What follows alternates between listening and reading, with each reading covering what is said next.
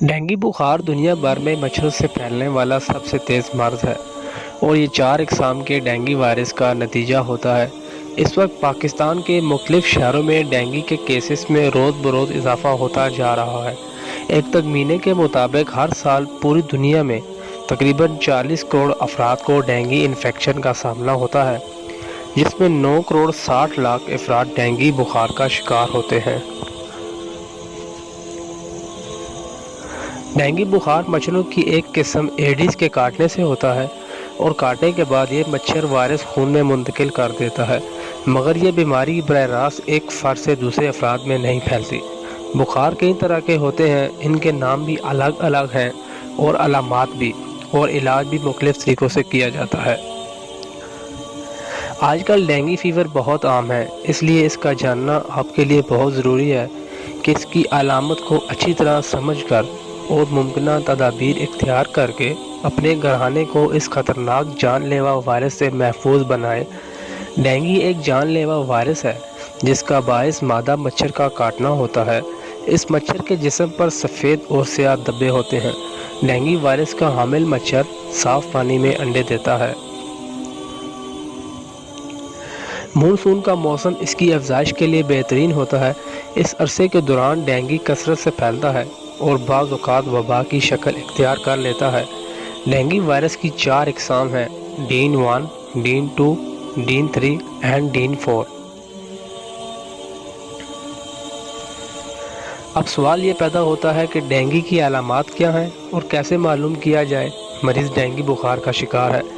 Dengue بخار کو ہڈی توڑ بخار بھی کہا جاتا ہے۔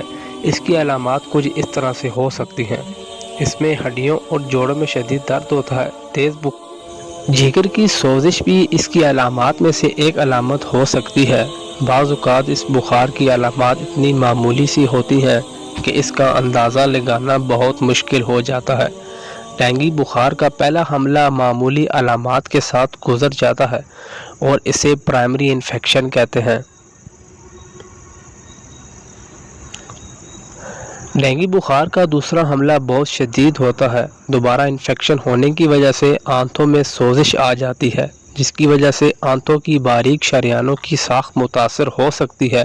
بار بار انفیکشن ہونے کی صورت میں یہ بخار بہت شدت اختیار کر جاتا ہے، جو کہ خطرناک اور جان لیوا بھی ثابت ہو سکتا ہے۔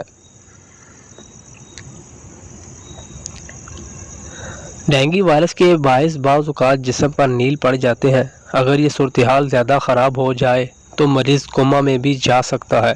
اس کو ڈینگی شاک سیکنڈ روم کہتے ہیں۔ ایسے وقت میں اگر مریض کو بنیادی سہولیات صحت فراہم نہ کی جائے تو مریض کی موت بھی واقع ہو سکتی ہے۔ یہ جاننا بھی آپ کے لیے بہت ضروری ہے کہ ڈینگی فیور کی تشخیص کیسے کی جا سکتی ہے۔ یہ معلوم کرنے کے لیے کہ آیا مریض اس بیماری کا شکار ہے یا نہیں، اس کے لیے کچھ ٹیسٹ کروائے جاتے ہیں، جس میں CBC بلڈ کمپلیٹ پکچر، اس کے علاوہ ڈینگی اینٹیجن اور PCR جیسے ٹیسٹوں سے اس کی تشخیص کی جا سکتی ہے۔ جگر پر سوزش کی وجہ سے CBS اور WBS اور زرد خلیوں کی تعداد کم ہو جاتی ہے۔ اگر کہیں خون بہنا شروع ہو جائے تو ہیموگلوبن کی مقدار میں کمی واقع ہونا شروع ہو جاتی ہے۔ زرد خلیوں کی کمی کی وجہ سے مریض کی جان کو خطرہ لاحق ہو جاتا ہے۔ اگر ان کی تعداد 20,000 سے کم ہو جائے تو جریان خون کے خطرے کو ٹالنے کے لیے پلیٹلیٹس کی ضرورت ہوتی ہے۔ جہاں تک ڈینگی فیور کے علاج کا تعلق ہے تو یہ ایک وائرل انفیکشن ہے، اس لیے اس میں علامات کو جانچنا بہت ضروری ہوتا ہے اور انہی علامات کو دیکھ کر علاج بھی کیا جاتا ہے، یعنی بخار اور درد کے لیے گولیاں دی جاتی ہیں۔ اگر خون بہنے کا اندیشہ ہو تو زرد خلیے لگائے جاتے ہیں۔ اگر شاک سیکنڈ روم ہے تو نروس یعنی نسوں کے ذریعے سے مریض لیکوڈ یعنی مائعات دیے جاتے ہیں۔ ڈینگی بخار کے بارے میں معلومات میں سب سے اہم بات یہ ہے کہ اس بیماری سے بچاؤ کے طریقے کیا ہیں۔ کیا اس سے بچاؤ ممکن ہے؟ ڈینگی فیور سے بچنا سب سے بہترین طریقہ یہ ہے، اس کے لیے کچھ احتیاطی تدابیر کی جا سکتی ہیں۔ مثلاً اپنے گھر اور ماحول سے ڈینگی مچھر کا خاتمہ کیا جائے۔ محلے میں مسلسل مچھر بار اسپرے کیا جائے تاکہ ان مچھروں کی نسل کا خاتمہ ہو سکے۔ بچوں کو ایسے کپڑے پہنائے جائیں جن سے ان کا پورا جسم ڈھانپا رہے۔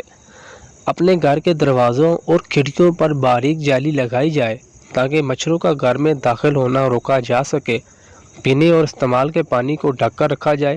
ان باتوں پر عمل کر کے ہی ڈینگی جیسی جان لیوا اور خطرناک بیماری سے بچاؤ ممکن ہے۔